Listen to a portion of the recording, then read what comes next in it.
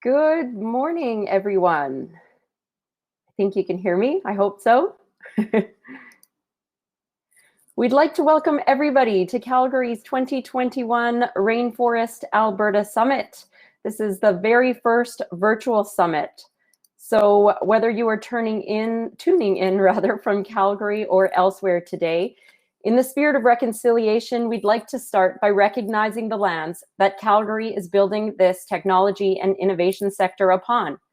They are the traditional territories of the Blackfoot Confederacy, the Siksika, Kainai, and Piikani, the Tsuut'ina First Nation, the Stoney Nakoda Nations, the Métis Nation, Region 3, and we acknowledge all the people who make their homes in the Treaty 7 region of Southern Alberta. My name is Bridget Legault, and if we haven't met, I'm the Community Manager for Rainforest Alberta here in Calgary.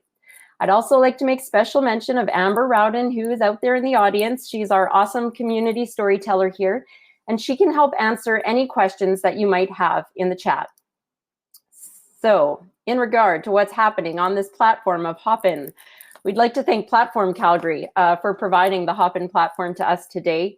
We encourage you to use all of the tools available within the platform. On the right-hand side, you can see the chat, you can see the poll feature we will not be using within Hopin, but you'll see other polls coming at you. You can see who's in the room through people, send them direct messages. I think you can even book meetings with them.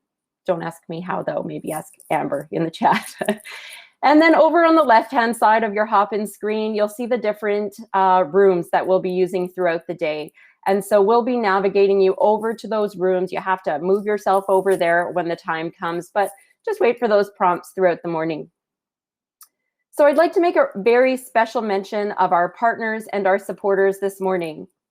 A really big thank you to Alberta Innovates, to Platform Calgary for much support, to Startup Calgary, to Zinc Ventures, and to Ask Betty by Virtual Gurus. So for those of you who are unfamiliar with Ask Betty, they're an awesome virtual assistant tool, and we have a Betty in the background on Slack transcribing this event for us so we can have a record of it in the future.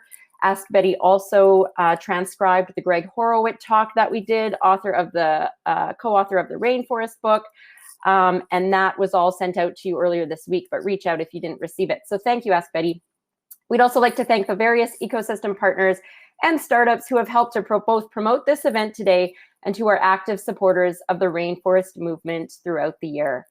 So we're going to head over to a Menti poll. If you could either go to menti.com,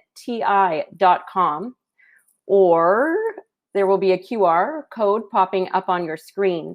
If you want to enter that code, we're going to head over and just do a quick poll to see who's in the room with us today. So the very first question is, how long have you been part of Rainforest Alberta? How long have you been in the community? Perhaps you've been here for more than 5 years. Maybe you're one of the co-founding groups, maybe 4 to 5, 3 to 4. You can read the years there. And maybe this is your very first Rainforest event. And if that's the case, a very warm welcome. We're happy to have made this 2021 Rainforest Summit accessible to everybody in the community, new or old. So we'll let that populate for a bit, and you'll have to bear with me with these polls because there is a delay in what I see and what you see. So I'll have to have some silence here as we watch this pour in a little bit. Nice to see some newcomers to the Rainforest. Very cool, very cool. Let that populate a few more seconds. Numbers are bouncing around, really liking all of the new faces. Not that we can see them, unfortunately, but we will soon. In some of these breakout sessions, we'll take part in.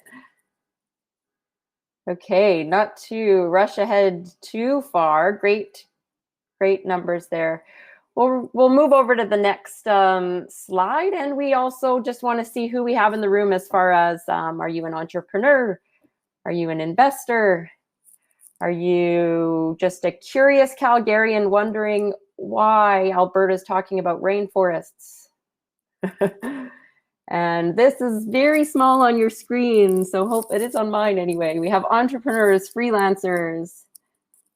Something I can't read, sorry, very small. I'll wait for everybody to fill out this poll here and get a sense of who we have in the room today.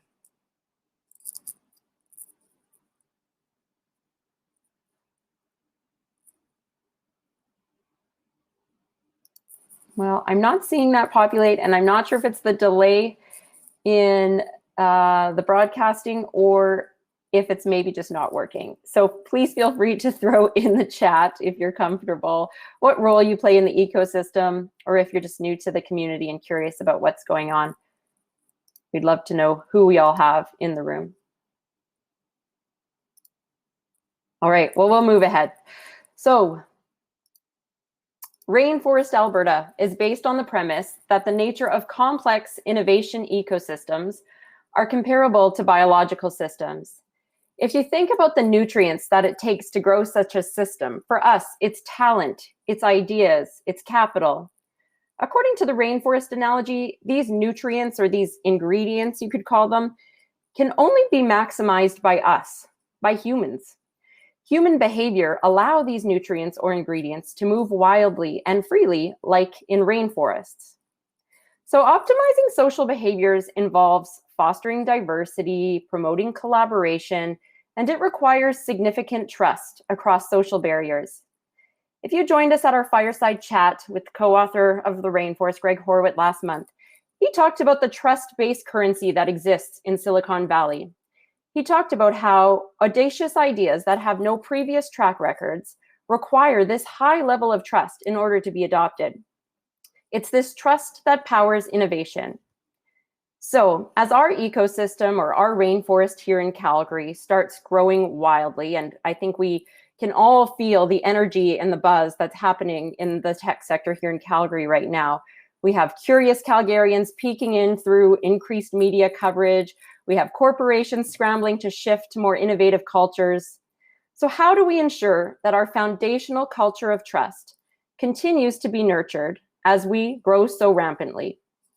Well, to guide our trust building, we have the Rainforest Social Contract. So we'll pull it up on our screen, but the words are going to be very small. So we encourage you to go to our website and pull up the social contract for the remainder of the morning. We're going to dive deep into it, so having it up on your screen will benefit you. And now, we'll maybe start with the poll here now, Stephanie, in the background, so that we can make up for that delay. In October of 2021, it will mark 5 years that the social contract was written by this community.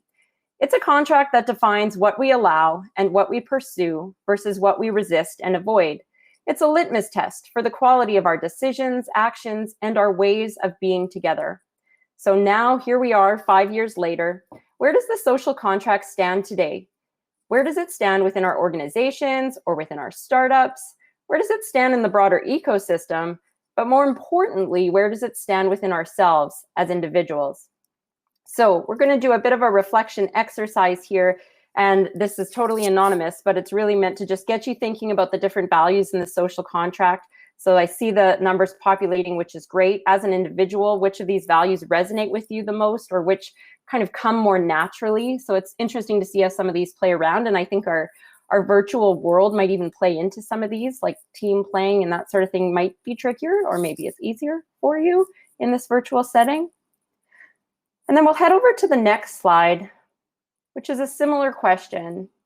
I love how trust and paying it forward comes easier. That's great. The next slide, we'll see a similar question. As an individual, which of the social contract represent the biggest areas for growth for yourself? Which are more difficult for you to practice on a day-to-day basis for whatever reasons? And again, this is just an exercise to get yourself thinking. We're not collecting any data on this. It's just to get us thinking more about the social contract. And do look at the website for those definitions, because it gives you a little more context about where we're coming from with how these are labeled. So that's great. Yeah, I'm a bad sharer too. I have a 3-year-old, so I take from him. Okay, let's move on to the next slide, which is more zooming out from a community lens. And if you're new to the community, that's okay. You can think of this question in the context of maybe your company, your startup, maybe the organization you work with, or the communities you're part of in Calgary. Which social contract values are the most prevalent in the community you're part of, or the rainforest community? Loving that trust is just bursting ahead there. This is cool. And I apologize if I'm rushing some of you. The delay does make it awkward. So we will head to the last slide just to kind of think this through a little more, and similar question to the last, which is around which of these values represent the biggest areas for growth within our community. And I'll throw an example out here, our scorecard assessment, diversity popping up right away. We added many diversity questions to our scorecard assessment last year, and we are lacking in this area, that is for sure. So I thank you for taking part in that exercise, and I hope it just got you thinking a little bit more about the social contract. So when we sign this contract, it shouldn't just be lip service. If the rainforest analogy is going to effectively act as the foundation for our ecosystem, and we want to ensure that everyone, new and old, to innovation in Calgary understands the importance of the social contract, we all need to do the work. But it's the best kind of work. It's lots of fun.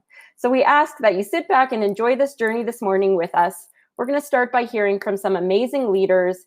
We are going to break into groups later to talk about how the social contract plays into the big picture goals of Calgary Tech.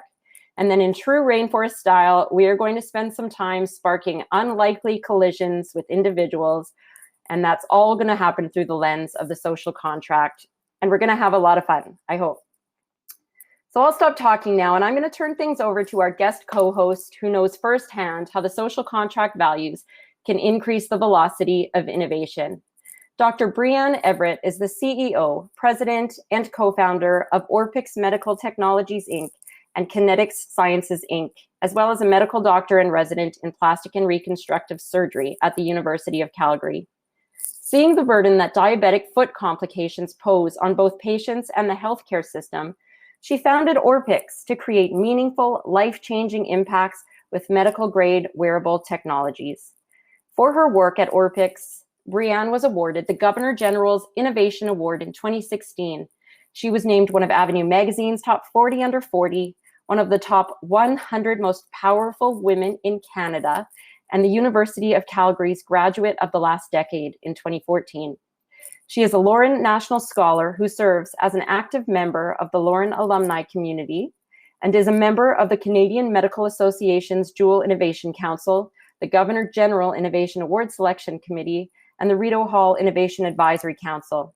Her pride and joy is her family, and when not working, she loves spending time with her husband and 2 sons. And we hope that her sons doing homeschooling don't use up all the bandwidth so she doesn't break up throughout our broadcast. Brianne, you are an incredible rainforest model, and we are so pleased to have you with us this morning. Welcome, and I'll pass it over to you. Awesome. Thanks, Bridget. And thanks so much to the entire team at Rainforest for having me here today. It's really a true honor to be speaking to this group of true innovation ecosystem builders in Calgary, and probably a few that are not in Calgary right now, but it's really, really a pleasure to be here and to be able to provide even a bit of the story of my story and sort of getting to where things are at today with Orpix and related companies. When I think about the rainforest contract and really the values that underpin this, it's so easy to tie linkages between those elements and how I've gotten to where I've been able to get to today with the company. And so just to rewind a little bit to how this started. So it's 2009.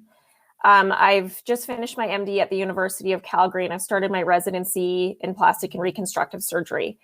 I started my residency program really believing that I was going to complete that in 5 years, become a surgeon, and that was the path that I was on. It was going to be a completely clinical career.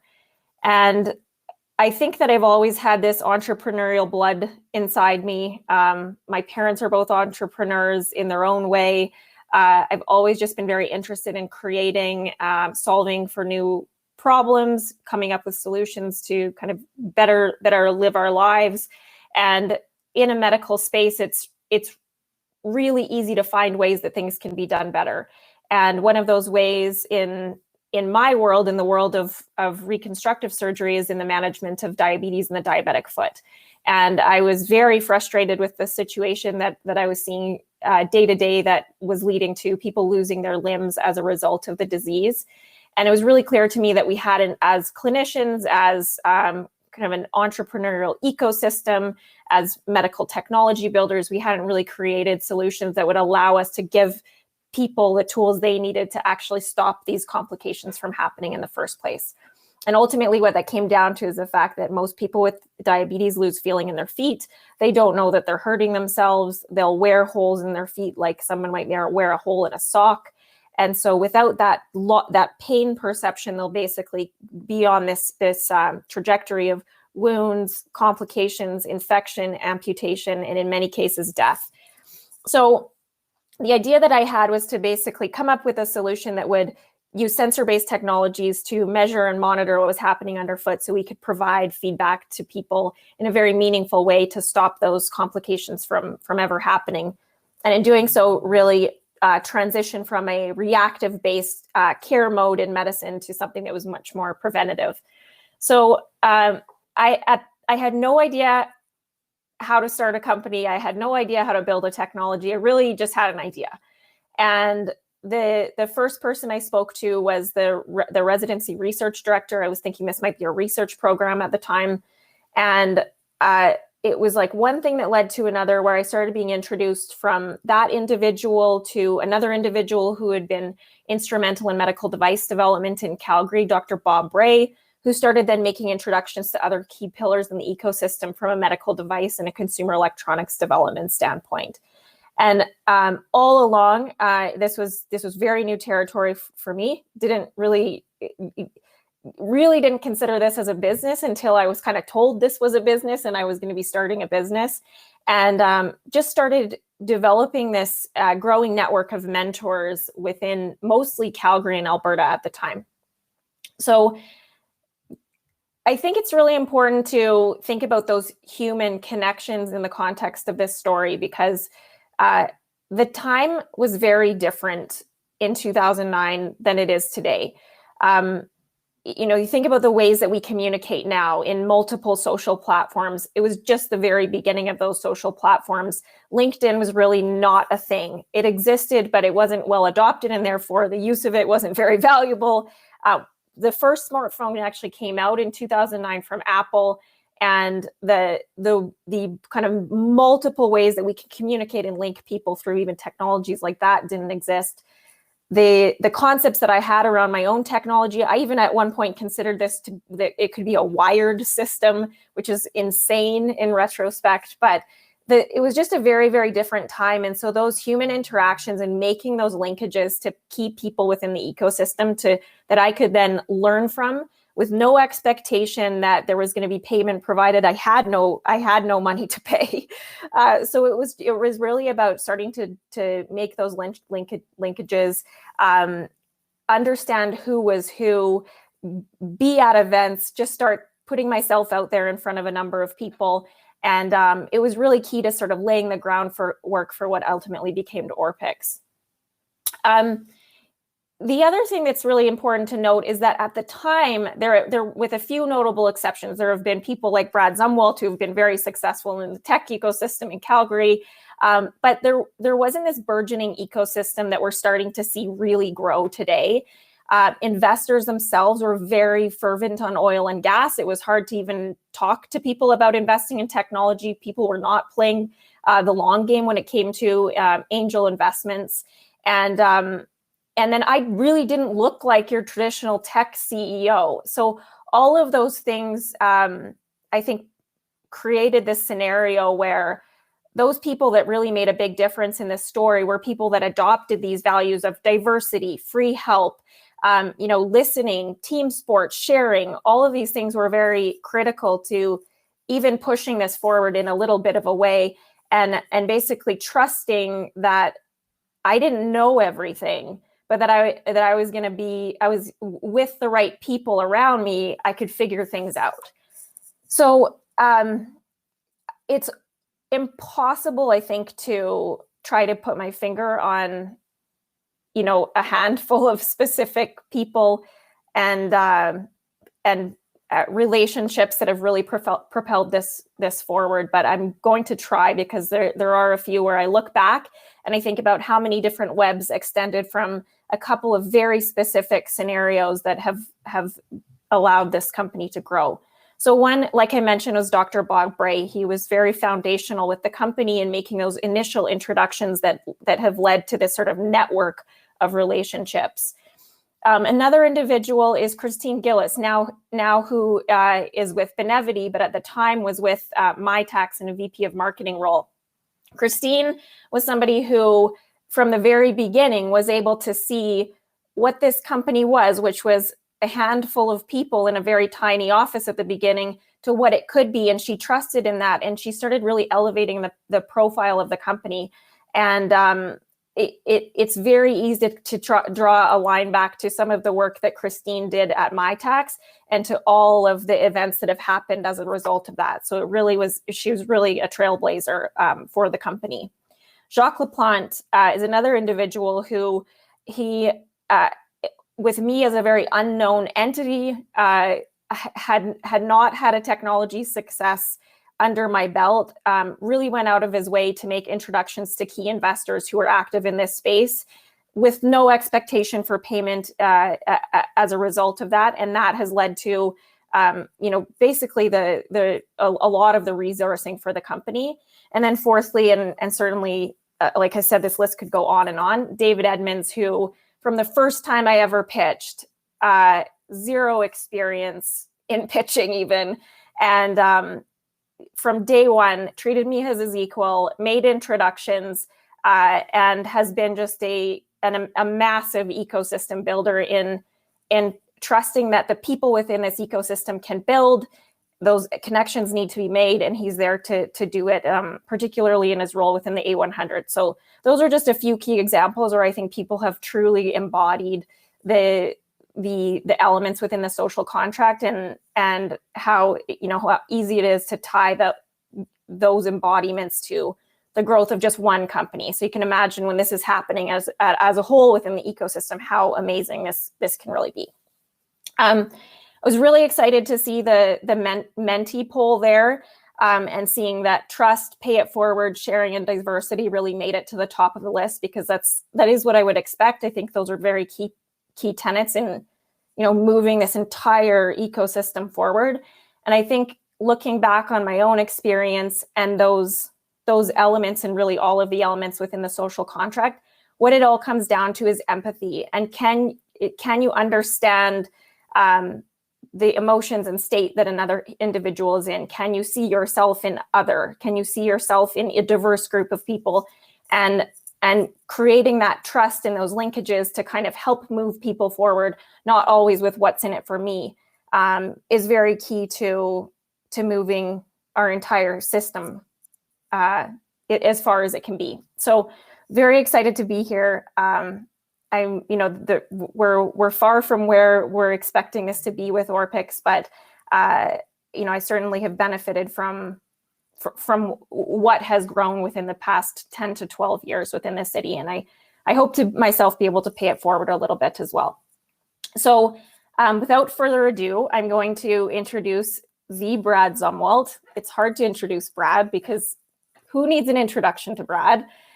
So Brad is the co-founder of Rainforest Alberta, and he had read the Rainforest book several years ago and just knew that this type of thing had to exist and had to be built in Calgary. And so in true Brad Zumwalt fashion, he decided to build it himself. So he instigated that with his group of co-founders. He's been very successful in the technology scene in Calgary for now over 30 years. He had led Image Club, iWire, Veer to acquisition by Adobe, Getty, and Corbis, respectively. He's leading a number of initiatives, including Rainforest Alberta, as well as the Platform Innovation Center, which is expected to open later this year, COVID pending. Brad's also a former member of the boards of Alberta University of the Arts, Science Alberta Foundation, University Technologies International, Norleen Foundation, Viewpoint Foundation, and Social Venture Partners Calgary. So thank you, Brad, again for having me today, and it's a pleasure to be here. Welcome.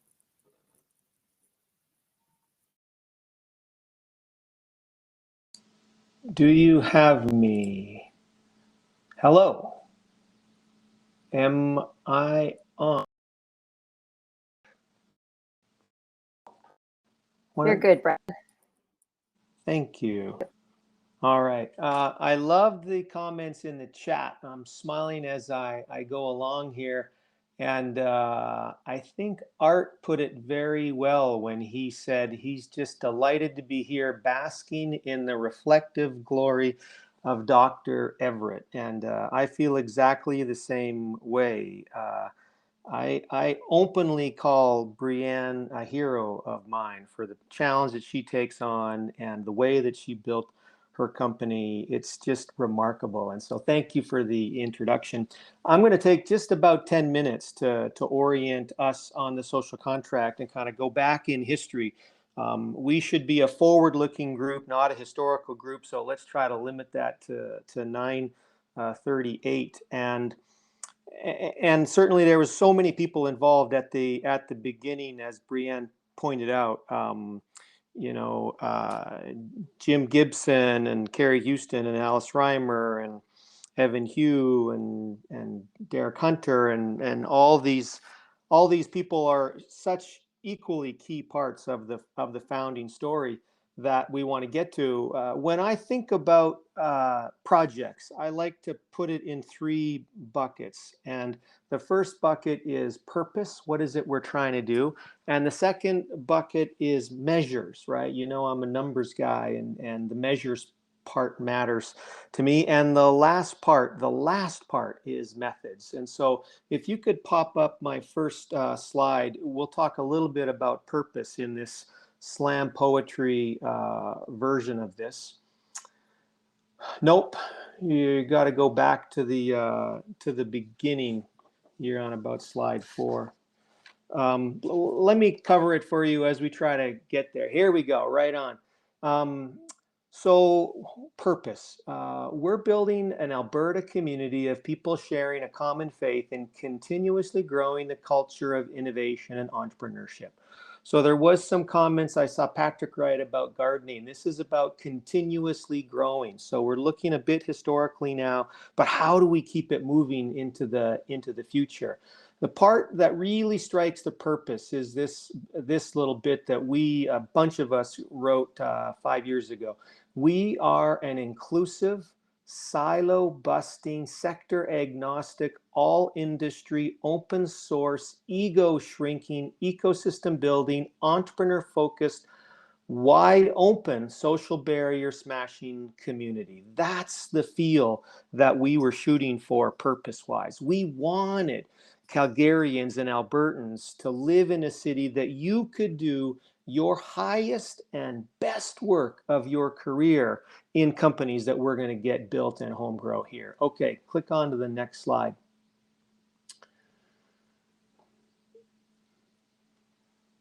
And then the social contract. So what are we talking about today? And what are we kind of rerouting ourselves in today? I would say in my operating companies, you know, there's always this risk of navel gazing. What do we kind of want to reroute ourselves in here? This is a social contract that describes what it means for us to innovate together. Defines what we allow and pursue versus what we resist and want to avoid. It's a litmus test for the quality of our decisions, actions, and ways of being together. When you sign this, you agree to join the community to embrace and promote this explicit set of 10 values and principles. And I love what Brienne did, talking about Bob Bray and Christina Gillis and Jacques Laplante, and of course, another hero of mine, Dave Edmonds. And the work that they did acting in these ways to her. And so that's where we're at with the social contract. So that's the purpose. Now, when we talk about why are we doing this, the next section is measures.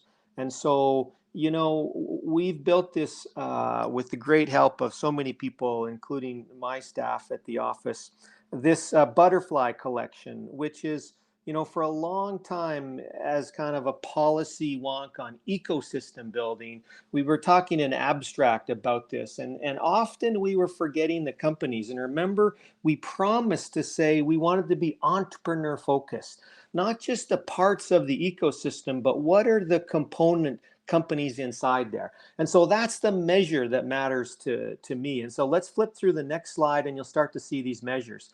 So quickly, we built this, and if you have, it has for my team the most interesting, high performance, scalable, investable technology companies, and organized by size. And we'll dive in a little bit deeper so that who are the companies we're actually talking about in particular. Now, of course, we said all industry. And so we're open to add more to this list and always looking for your help. But there's, I think, about 700 companies on this list. Let's go to the next slide, please.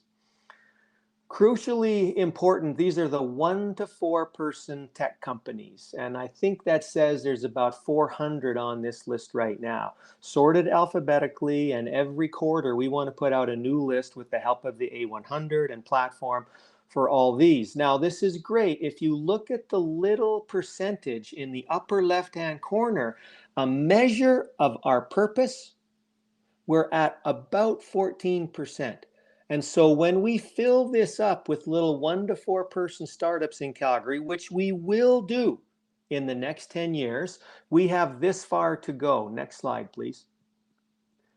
Those are the gray placeholders that we're going to add in the next 10 years so that we have a really vibrant. So we're talking about 5-6 times growth in the next 10 years in these 1 to 4 person size companies. Next slide, please.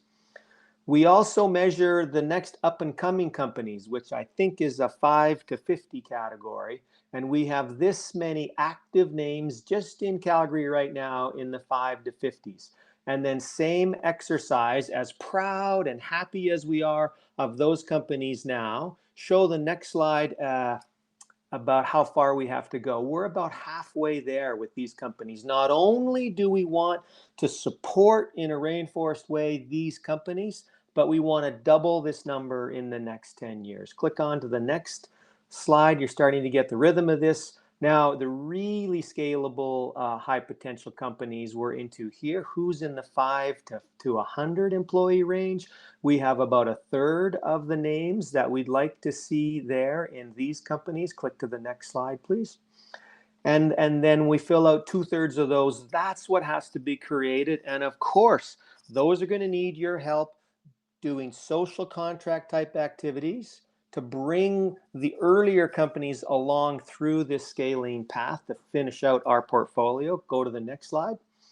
Now we're starting to look at the next category of companies. Who do we have in the 100 to 500? You see Absorb with some big news last week. You see the folks at Neo, Cool IT, so many exciting locally homegrown names here. This is exactly what we're shooting for. We're happy to have this number of scaling companies, 29, but we're shooting to get to about double that. Show the next slide. And we now need to fill in these 100 to 500 people, that many more lists, companies on our list in the next 10 years, growing these companies along. Next slide.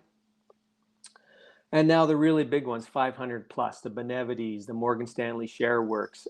Question here with Shaw, you see the tumultuous nature of just what markets do up at this level, 500 plus, and many of these are well into the 1,000.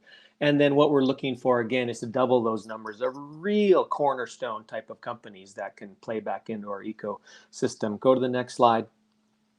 And so we've talked about the purpose. And we've talked about now the measures. This is what we're trying to get done. And lastly, let's get into the methods. Just briefly on the social contract.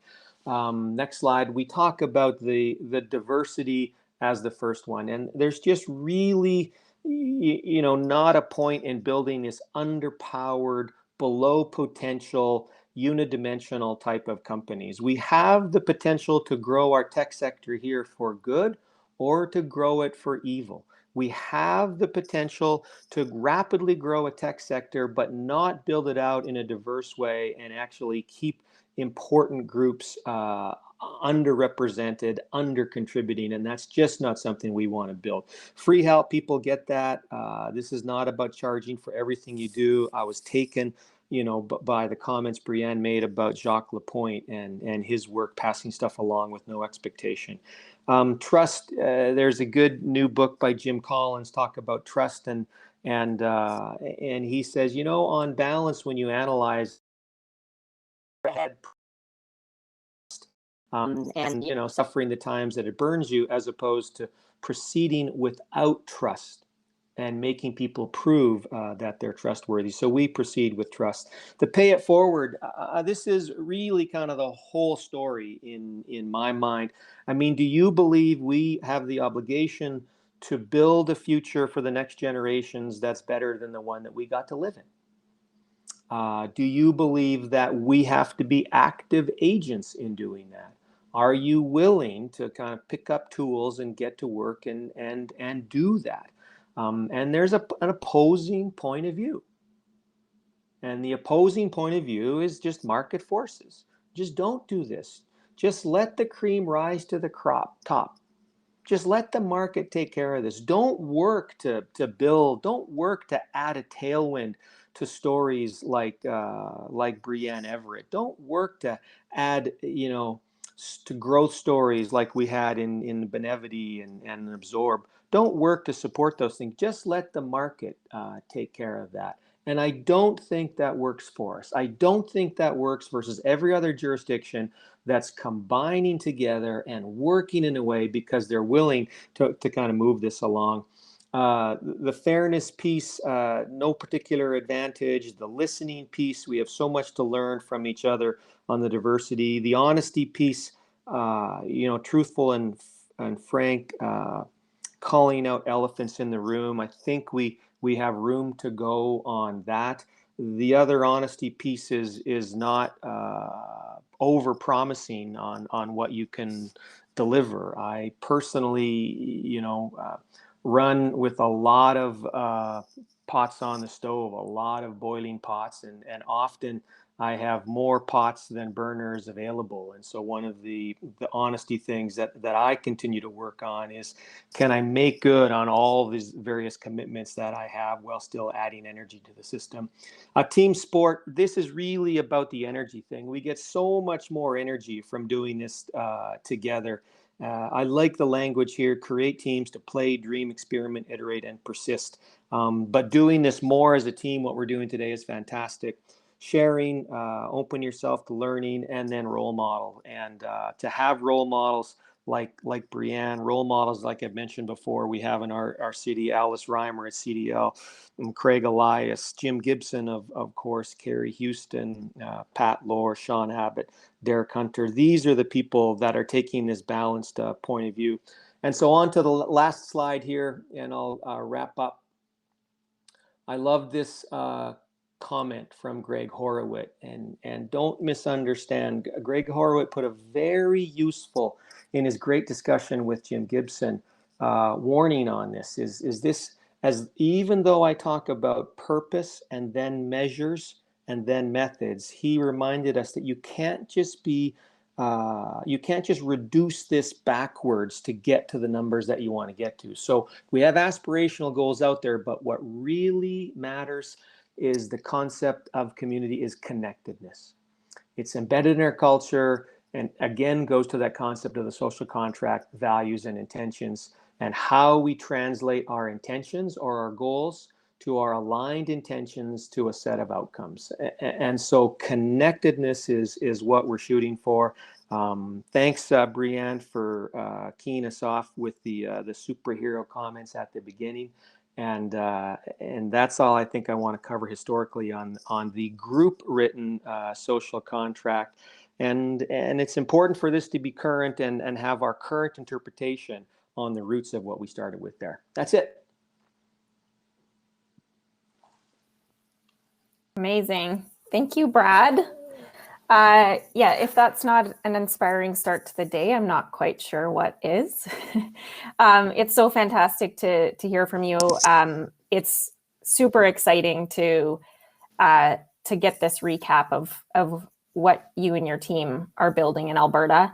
I think that it's very exciting for this entire group of people on the line today to be able to see the visual of where we are today and where we can be in the future in 2031 with the placeholders, because it's such a great challenge, and I know that we're all up for it. And, you know, and asking the questions around, can we build a better future? I think we all know that we can. We know that we can build a future that's entirely different and entirely better.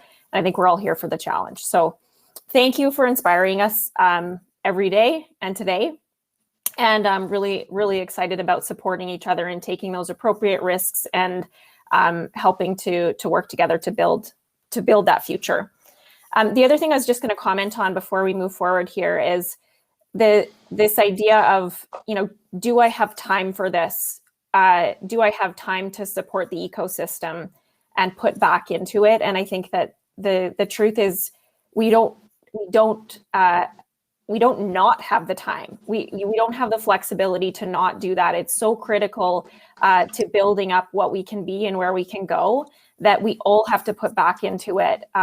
And it goes both ways. You can't build a company without that ecosystem effectively, and other people can't build their own companies effectively without it. So it is very much a living thing. And then I think the other thing that's really important is all of those values are so important to the cultures that we build within our companies. So every single element of that social contract is something that we have to think about every single day in how we treat each other, our colleagues, how we build our teams.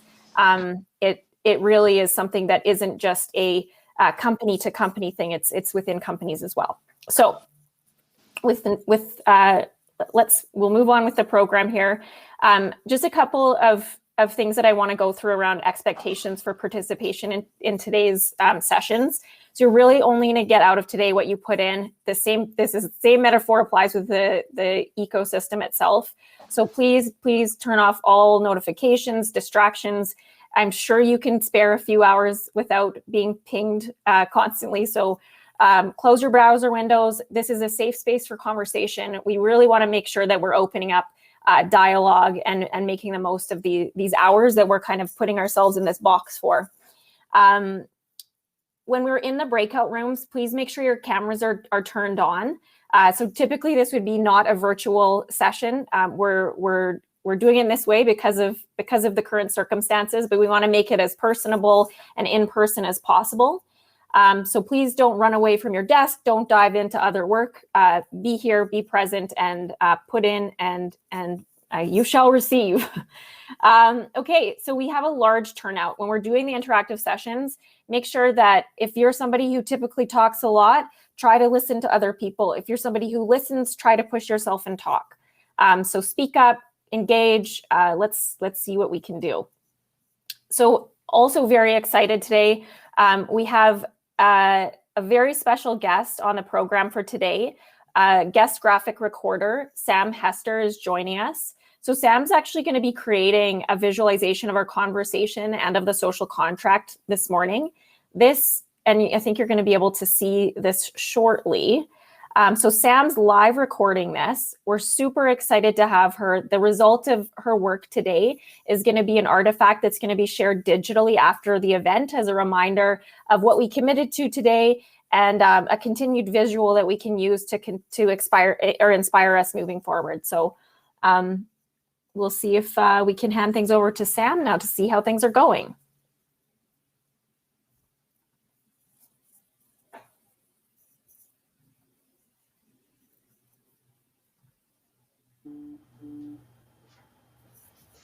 Hello. Is it working? Can you see me? Yes. Yes. Oh, that's so great. Thanks a lot. Yeah, well, thanks for having me here today. I have a really big poster behind me, and so it's hard to see the whole view of what I'm doing. But I'm going to start on one side of this big poster and take some notes as this conversation goes along. Then you guys will have a visual to share back the work you've been doing today. So thanks a lot.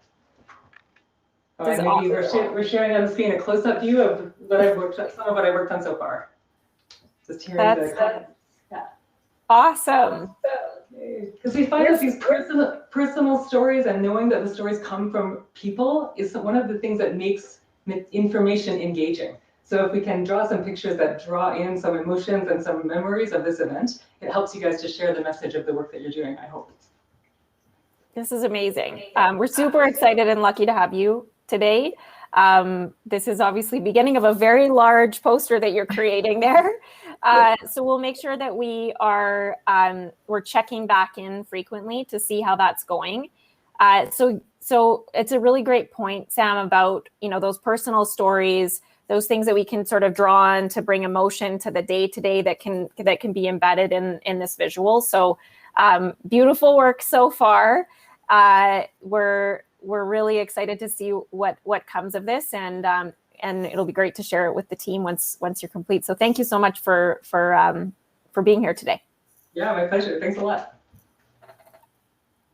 Okay, fantastic. So we're going to dig a bit deeper now, and we're going to talk about the social contract and how we as an ecosystem can reach our North Star goal.